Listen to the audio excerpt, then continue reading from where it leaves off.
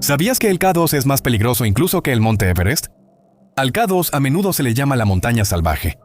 Es un lugar donde incluso los alpinistas más experimentados enfrentan tormentas implacables, pendientes empinadas y heladas, y una realidad escalofriante. No hay margen de error. A diferencia del Everest, donde miles lo han intentado y muchos han tenido éxito, el K2 sigue siendo un desafío mucho más peligroso y mortal. Aquí, en estas crestas traicioneras y campos de nieve, algunas de las mujeres alpinistas más valientes de la historia encontraron su trágico y prematuro final. Escalaron con sueños y determinación, pero sus destinos fueron sellados por fuerzas fuera de su control. Tormentas de nieve, avalanchas y caídas repentinas al vacío. En el Everest, aproximadamente 1 de cada 16 alpinistas no sale con vida. Pero en el K2 ese número sube a 4 de cada 16. El 25% de los alpinistas no sobreviven. No son buenas probabilidades, y para las mujeres de nuestra lista de hoy, una colección de destinos horribles. Como siempre, se recomienda discreción del espectador. Digamos que estás parado en la cima de la segunda montaña más alta del mundo. Acabas de escalar 28.251 pies más alto que casi cualquier otro punto en la Tierra. Tus pulmones piden aire a gritos y sientes el agudo ardor del viento helado en tu rostro. Pero nada de eso importa ahora, porque lo lograste. Lo lograste. Eso fue lo que sintió Liliane Berrard el 21 de junio de 1986. Ella estaba ahí, justo en la cima del K2 con su esposo, Maurice. El viento aullaba y la nieve estaba por todas partes. Pero en ese momento nada más importaba. Estaban ahí juntos en la cima del mundo. Pero en el K2 llegar a la cima es solo la mitad del viaje. La verdadera prueba es bajar de regreso. Cuando Liliane y Maurice empezaron a bajar, el clima comenzó a cambiar. Al principio solo eran unas cuantas nubes. Luego empezó a levantarse un viento cortante. En cuestión de horas, una tormenta en toda regla azotó. Imagina una nieve tan densa que apenas puedes ver tu mano frente a tu cara. El viento te azota y hace que cada paso sea una batalla. En una ventisca en el K2, la temperatura baja rápidamente y todo parece moverse en cámara lenta. Ahí es donde Liliane y Mauricio se encontraron, atrapados en una tormenta de nieve en lo alto de una de las montañas más mortales de la Tierra. Sabían que necesitaban refugio cuanto antes, así que encontraron una cornisa estrecha y se acurrucaron juntos, tratando de mantenerse calientes mientras la tormenta seguía furiosa. Pero a medida que las horas pasaban lentamente, cada momento se volvía más frío que el anterior. Podían sentir cómo su fuerza se desvanecía mientras sus cuerpos luchaban solo por mantenerse calientes. Liliana sabía el peligro. Ella sabía que la montaña no le importaba quién eras ni lo que ya había sobrevivido. La montaña ya había cobrado muchas vidas antes y ahora venía por ellos. La tormenta continuó toda la noche. Así que por la mañana seguían atrapados, exhaustos y congelándose. Intentaron moverse de nuevo, pero el frío era demasiado. El cuerpo de Liliane se estaba apagando. Apenas podía levantar los pies. El viento era un luchador implacable, los golpeaba por todos lados y los obligaba a retroceder con cada paso. Hasta que en algún momento Liliane tuvo que caer. Cayó con fuerza, la nieve la cubrió en segundos. Aunque Mauricio estaba justo ahí, la tormenta cegadora los separó. Intentó gritar, pero su voz se perdió en el rugido del viento. Intentó levantarse, pero su cuerpo no respondía. Imagina estar ahí, sintiendo cómo el frío se mete cada vez más en tus huesos, sabiendo que tal vez no salgas de ahí. ¿Quién sabe en qué estaba pensando ella? Lo que sí sabemos es que en sus últimos momentos ella estaba sola, con nada más que el viento y la nieve a su alrededor. Cuando la tormenta finalmente se despejó, los rescatistas encontraron el cuerpo frío y congelado de Liliane en una cornisa estrecha, justo donde había caído. Pero Maurice, su esposo, estaba desaparecido. Los días se convirtieron en semanas, pero no había señales de él. Los rescatistas solo podían preguntarse hasta dónde lo había empujado la tormenta. Pasarían 12 años antes de que su cuerpo fuera finalmente descubierto mucho más abajo en la montaña de lo que cualquiera esperaba. Al igual que su esposa, el K2 no le mostró piedad. Liliane Berrard fue una de las pocas mujeres que lograron llegar a la cima del K2. Pero la montaña le quitó la vida antes de que pudiera bajar. Ojalá su historia fuera rara, pero es solo uno de muchos ejemplos que muestran lo implacable que puede ser el K2. Nuestra siguiente historia es aún más deprimente. Se trata del triste caso de Julie Tolles, una cineasta, madre y alpinista, que nunca se echaba para atrás ante un desafío. A diferencia de la mayoría de los alpinistas de los que hablamos, Julie no siempre fue montañista. De hecho, no descubrió su amor por el alpinismo hasta que tenía más de 40 años. Antes de eso, era instructora de judo. Pero una vez que descubrió el alpinismo, quedó enganchada. Se convirtió en su pasión, en su manera de conectarse con el mundo. Incluso grabó sus ascensos, capturando la belleza y el peligro de las cumbres más altas. Antes de enfrentarse al K2, Julie ya había escalado algunas de las montañas más difíciles del planeta, como Nanga Parbat y Broad Peak, que superan los 26,000 pies de altura. Y lo hizo mientras filmaba, lo que significaba cargar su pesado equipo de cámara junto con su equipo de escalada. Ella quería mostrarle al mundo cómo era estar allá arriba, en el aire enrarecido, donde cada paso era una batalla. Pero el K2 era diferente. La montaña salvaje era la prueba definitiva. Podía forjar o quebrar el espíritu de un alpinista. Y Julie creía que estaba lista para eso. En agosto de 1986, Julie y su compañero de escalada Kurt Dimberger se unieron a un pequeño grupo que intentaba escalar el K2. Para entonces, tanto Julie como Kurt eran escaladores experimentados, bien preparados para el desafío que les esperaba. La escalada comenzó bien y el 4 de agosto llegaron a la cima, a más de 28,000 pies sobre el nivel del mar. Por un momento sintieron que habían ganado, pero como ya sabes, la cima es solo la mitad del camino. El verdadero reto es bajar de regreso. Y fue entonces cuando todo empezó a desmoronarse. Cuando Julie y Kurt empezaron a descender, el clima cambió rápidamente. Se desató una tormenta, con vientos de más de 60 millas por hora y una nevada tan intensa que sentían como si los estuvieran enterrando vivos. Lograron regresar al campamento 4 y aquí es donde esta historia se vuelve oscura.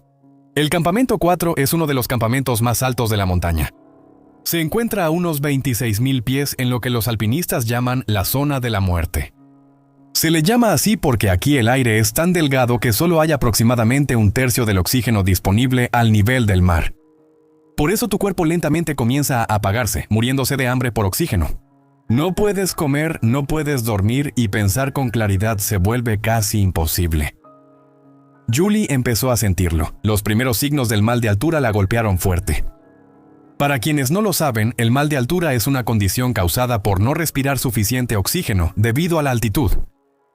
Es como tener el peor dolor de cabeza de tu vida. Te sientes mareado, tienes el estómago revuelto y estás tan débil que ni siquiera puedes moverte. Pero no termina ahí. Tu cerebro comienza a hincharse por la falta de oxígeno y tus pulmones se llenan de líquido. Cada respiración se vuelve una lucha, como si te estuvieras asfixiando lentamente. Julie no era ajena a los síntomas. Ella ya los había sentido antes y sabía cómo manejarlos. Pero nunca así. Esa vez fue diferente y peor. Y luego se puso aún peor. Mientras salía de la tienda en medio de la ventisca, Julie perdió el equilibrio en la pendiente helada, cayó con fuerza sobre el hielo y se rompió las costillas. Kurt la ayudó a regresar a la tienda y la arrastró de vuelta adentro. Pero Julie estaba en mal estado y con dolor. Estaban atrapados y la tormenta no mostraba señales de detenerse. Durante días se quedaron en esa tienda, acurrucados contra el frío, esperando a que terminara la tormenta. Pero el K2 los tenía en su poder, no había salida. Julie se estaba debilitando rápidamente. Apenas podía sentarse, respirando con dificultad, con jadeos cortos. El mal de altura estaba empeorando, pasándole factura a su cuerpo. Kurt intentó mantenerla despierta, hablándole, animándola a resistir. Pero ella iba perdiendo y recuperando la conciencia. Sus labios se pusieron azules y su piel se volvió pálida. Se estaba congelando de adentro hacia afuera. Para el 7 de agosto estaba claro que Julie no aguantaría mucho más. Estaba demasiado débil, su cuerpo ya estaba demasiado deteriorado. Kurt, su pareja, dijo que ella lo miró con unos ojos que decían todo. Ella susurró que estaba cansada y necesitaba descansar. Luego, en medio de la tormenta, cerró los ojos por última vez. Kurt se quedó con su cuerpo atrapado por la tormenta. Días después, cuando la tormenta finalmente cedió, los sobrevivientes comenzaron su largo descenso.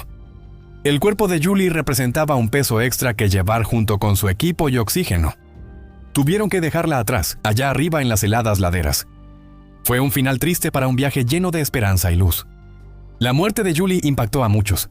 Ella fue una alpinista, narradora, pionera y madre que siguió sus sueños hasta el final. Ella entendía los riesgos, tomó todas las precauciones. Sin embargo, en el K2 no importa cuánta experiencia tengas o qué tan preparado estés. En un abrir y cerrar de ojos, un experto puede convertirse en una víctima indefensa. Y a veces, las tragedias en el K2 no se presentan como tormentas repentinas o caídas mortales. A veces, los peligros silenciosos, esos que nunca ves venir, se llevan la vida incluso de los más preparados.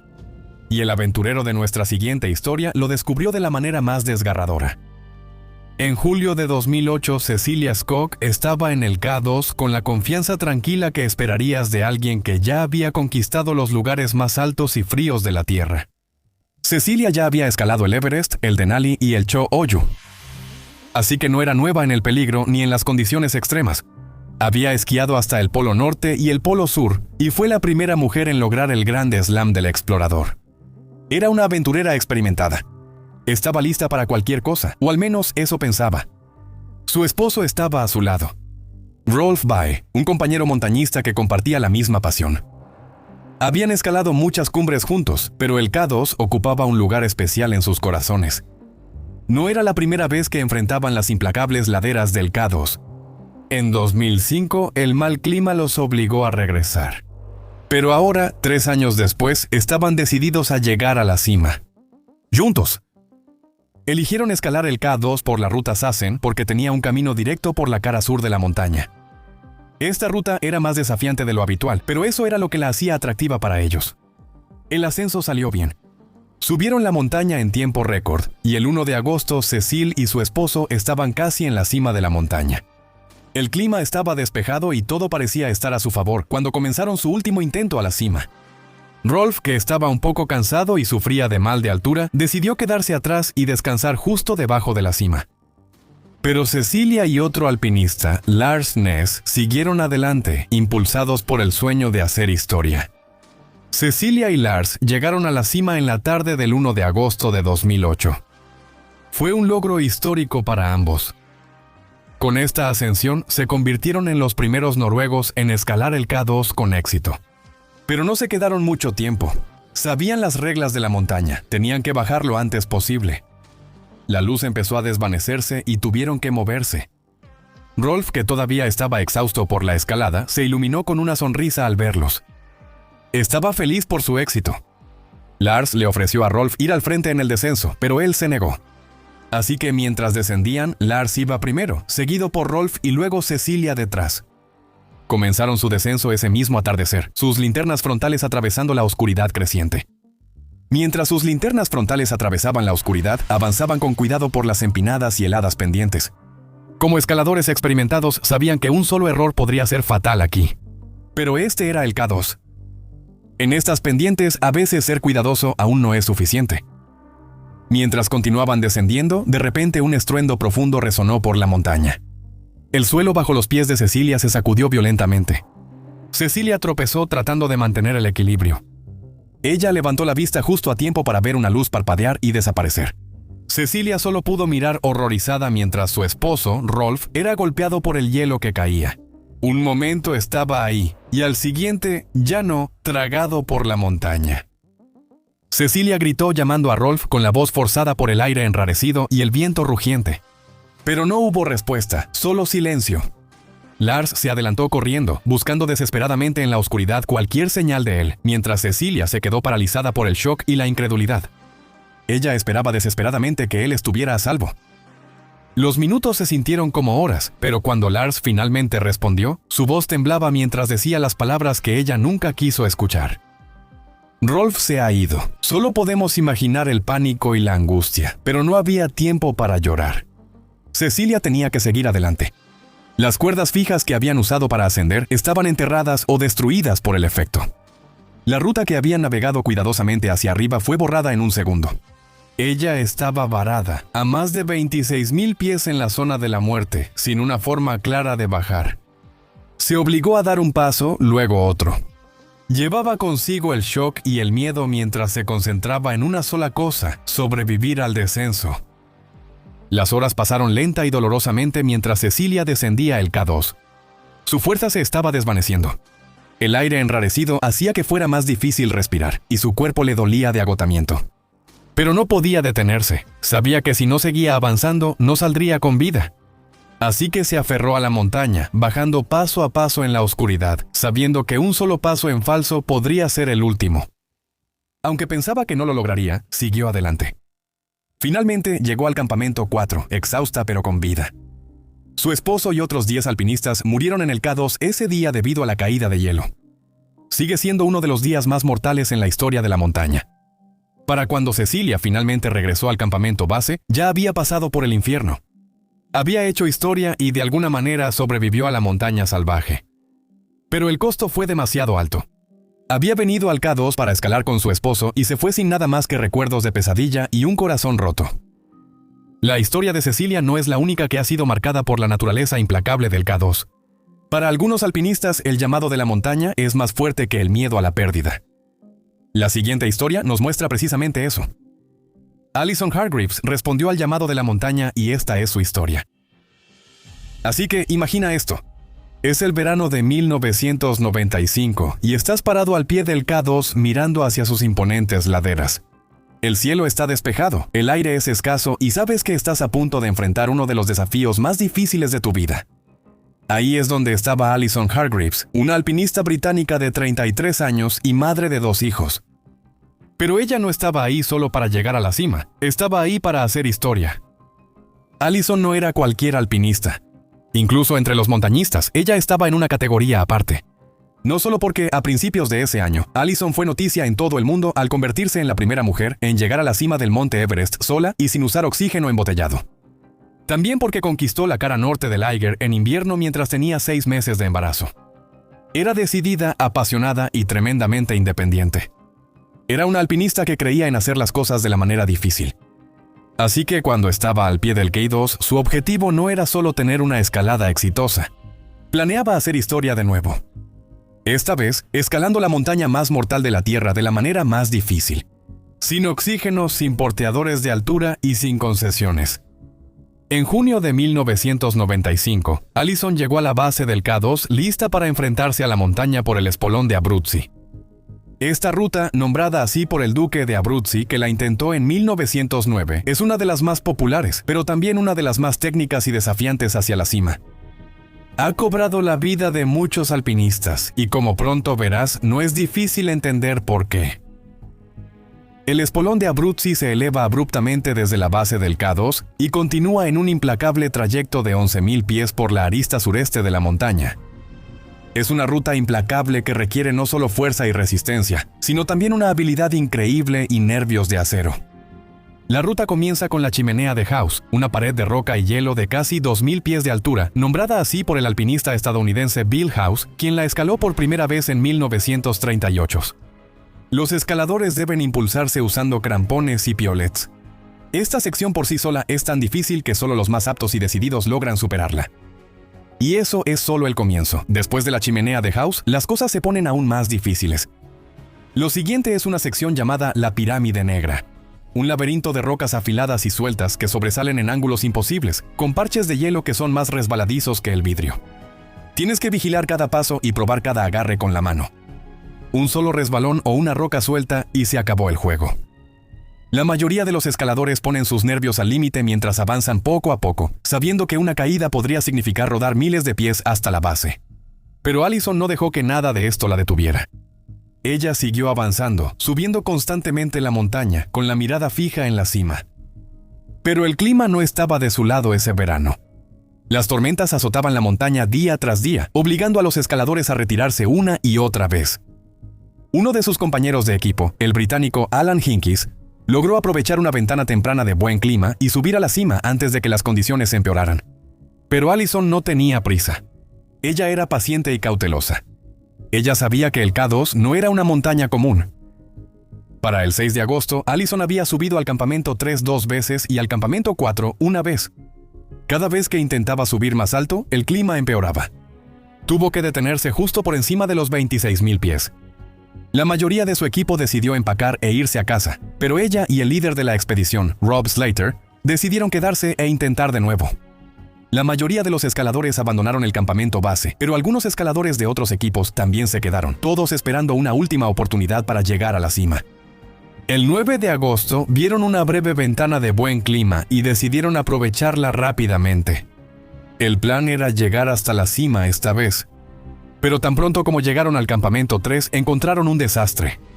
Una avalancha había destruido sus tiendas. En la mayoría de las montañas, eso sería una señal clara de que cometiste un error, que instalaste el campamento en un mal lugar. Pero esto es K2. No hay lugares seguros. Las avalanchas pueden ocurrir en cualquier lugar, en cualquier momento. Allison y los otros escaladores pasaron más de una hora buscando entre la nieve, tratando de encontrar el equipo enterrado. Cuando finalmente consiguieron lo que necesitaban, siguieron adelante hasta el campamento 4, al que llegaron sin incidentes el 11 de agosto. Afortunadamente, el campamento 4 seguía en pie. El 12 de agosto fue un día hermoso y despejado. Hubiera sido perfecto para un intento de llegar a la cima, pero estaban demasiado exhaustos por la escalada del día anterior. Así que decidieron descansar. Al día siguiente, el 13 de agosto a las 2 de la mañana, Allison y otros 10 alpinistas partieron hacia la cima. Desde el principio, la escalada tuvo problemas. La nieve estaba inestable y el clima se veía incierto. 5 alpinistas decidieron regresar antes de llegar al embudo del cuello de botella. El corredor del cuello de botella es una sección estrecha y peligrosa, donde tienes que escalar bajo un enorme serac que podría colapsar en cualquier momento si las condiciones climáticas son inestables. Esta es la parte del K2 donde sabes que realmente estás tentando a la suerte. Uno de los alpinistas que se dio la vuelta fue Peter Hillary, hijo de la leyenda del Everest, Sir Edmund Hillary. No le gustó cómo estaba el tiempo y decidió que era momento de retirarse. Pero Allison siguió adelante. Continuó impulsada por esa misma determinación que la había llevado a la cima del Everest. Y a las 6:17 p.m., finalmente llegó a la cima del K2. Se encontraba a 28.251 pies sobre el nivel del mar, uno de los puntos más altos de la Tierra. Era una de las pocas mujeres que lo había logrado, y sin duda lo logró sin oxígeno suplementario como muy pocos alpinistas. Fue un logro extraordinario, otro triunfo para una mujer que había pasado su vida demostrando que todo era posible. Ella no lo sabía en ese momento, pero un sistema de aire cálido y húmedo venía subiendo por el valle desde el sur y estaba a punto de chocar con un poderoso anticiclón que se acercaba desde el lado norte chino de la montaña. La tormenta ya había alcanzado a Peter y a otros escaladores a las 5 de la tarde. Ellos estaban descendiendo el cercano Broad Peak, aproximadamente 600 metros más abajo que el K2. De repente, estaba luchando por su vida contra vientos de 130 a 160 kilómetros por hora. Mientras corrían en busca de refugio, miraron hacia el K2 con horror. Todavía podían ver figuras en la montaña, aún intentando llegar a la cima. Era Allison y otros alpinistas que seguían subiendo, completamente inconscientes de la devastación que se acercaba hacia ellos. A las 6:17 p.m., después de alcanzar la cima, Allison y los demás comenzaron su descenso. El clima todavía estaba despejado en la cima y no tenían idea de lo que estaba a punto de sucederles. Pero como alpinistas experimentados sabían que no podían quedarse mucho tiempo. No habían avanzado mucho cuando la tormenta llegó rápidamente. Era una enorme pared de viento y nieve que los golpeó de la nada. Las temperaturas bajaron bruscamente y en cuestión de minutos la visibilidad desapareció. Fue un caos. Los alpinistas estaban dispersos tratando de encontrar una forma de bajar, pero sin cuerdas fijas a las que sujetarse y sin ningún lugar donde refugiarse, no tenían ninguna oportunidad. La montaña los fue tragando uno por uno, mientras el viento los levantaba y los arrojaba por la cara sur. Junto con Allison había 3 españoles, un neozelandés y un estadounidense. Días después, mientras los 5 alpinistas restantes descendían pasando el campamento 4, se toparon con una bota tirada en una repisa. Pertenecía a Allison. Miraron al otro lado y vieron su cuerpo, con su traje de alpinismo verde, tirado a miles de pies por debajo del lugar desde donde había caído. Sabían que debían recuperarla, pero estaban exhaustos y no había manera de bajarla. Así que continuaron bajando, dejando a una de las más grandes alpinistas británicas donde yacía. Allison Hargreaves tenía 33 años cuando dejó atrás a 2 hijos que crecieron sabiendo que su madre fue una de las escaladoras más valientes de la historia. Ella vino al K2 para hacer historia y lo logró. Con las historias que hemos compartido hasta ahora, quizá ya tengas una idea de por qué el K2 es tan peligroso y por qué cobra la vida de tantos escaladores, sin importar cuán experimentados sean. Lo primero en lo que todos podemos estar de acuerdo es en el clima. El K2 es bien conocido por sus condiciones extremas e impredecibles, y todo tiene que ver con la geografía. Verás, el K2 está ubicado en el centro de la cordillera del Karakorum, que es una de las zonas geológicamente más activas del mundo, porque en términos de sistemas meteorológicos, la cordillera del Karakorum está en el límite entre 2 continentes en colisión. Los vientos pueden rugir desde Asia Central, trayendo temperaturas heladas y nieve cegadora. Mientras tanto, el monzón de verano proveniente del Océano Índico puede empujar aire cálido y húmedo por los valles, y esto puede causar fuertes nevadas y condiciones peligrosas de hielo. Esta ubicación hace que el K2 sea un imán para tormentas repentinas y violentas. Y a diferencia del Everest, que está parcialmente protegido del mal tiempo extremo por los picos que lo rodean, el K2 se encuentra casi solo, completamente expuesto.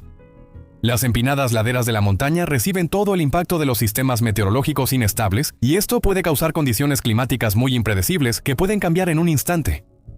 Por ejemplo, en 2008 las brutales condiciones climáticas en la montaña provocaron el colapso inesperado de una placa de hielo a 26.000 pies de altura. Esta avalancha cobró la vida de 11 alpinistas en un solo día y dejó a muchos otros heridos. Y desafortunadamente, la inestabilidad del terreno hace que sea casi imposible predecir cuándo o dónde podrían ocurrir estos incidentes. Y está la forma misma de la montaña. El K2 es conocido por sus pendientes empinadas y expuestas. A diferencia de muchas otras montañas altas, el K2 tiene pocos pendientes suaves o áreas planas. Las rutas hacia la cima son extremadamente técnicas y requieren que los alpinistas naveguen alrededor de paredes de hielo verticales y enormes seracs colgantes. Un resbalón, un pequeño error puede hacer que un alpinista caiga miles de pies hacia abajo. Luego está la altitud. Con 28.251 pies, K2 es la segunda montaña más alta del mundo. Como mencioné antes, a esta altura, el nivel de oxígeno es aproximadamente un tercio de lo que es al nivel del mar. Esta es la infame zona de la muerte, donde el cuerpo humano no puede aclimatarse a la falta de oxígeno. Cada respiración se vuelve una lucha, lo que lleva al cuerpo a apagarse lentamente. Es una muerte lenta mientras más tiempo permanezcas allá arriba, con o sin avalanchas o cambios de clima. Los alpinistas a menudo experimentan un mal de altura severo, con síntomas como dolor de cabeza, náuseas y fatiga, pero puede empeorar mucho más. El edema pulmonar de gran altitud, EPG, llena los pulmones de líquido, mientras que el edema cerebral de gran altitud, ESG, hace que el cerebro se hinche. Ambos pueden ser mortales si no se desciende de inmediato. Y en el K2 descender suele ser más fácil decirlo que hacerlo. A diferencia del Everest, que recibe a cientos de alpinistas cada temporada, el K2 es mucho menos popular. La aldea más cercana está a varios días de distancia, y la montaña está muy lejos de cualquier ciudad importante o de hospitales. Este aislamiento significa que si algo sale mal, como suele ocurrir, el rescate no está garantizado. Incluso los helicópteros que pueden ser enviados enfrentan sus propios desafíos, como el clima impredecible y la falta de lugares despejados para aterrizar. Los alpinistas saben que una vez que comienzan su ascenso, en gran medida están solos. Por último, el frío extremo y la sensación térmica en el K2 crean un ambiente brutal. La congelación es común, y el frío puede hacer que tareas simples como engancharse a una cuerda o ponerse un guante sean casi imposibles. Cuando la temperatura baja y el viento aumenta, se siente como si el aire mismo te atravesara. En el K2, cada decisión que tomas es una decisión de vida o muerte. ¿Qué ropa usar, qué equipo llevar y cuándo avanzar o regresar? Todos estos factores se combinan para hacer del K2 una verdadera prueba de resistencia humana, habilidad y fuerza de voluntad. Es una montaña que no perdona errores, una montaña donde incluso el error más pequeño puede ser fatal. Un lugar donde la furia de la naturaleza puede abrumar incluso a los escaladores más fuertes, dejándolos a merced de la montaña. Sabiendo todo esto, ¿cómo crees que se podrían hacer más seguras las expediciones al K2? Cuéntame qué opinas. Gracias por ver y nos vemos en el próximo. Mantente audaz y vive con valentía.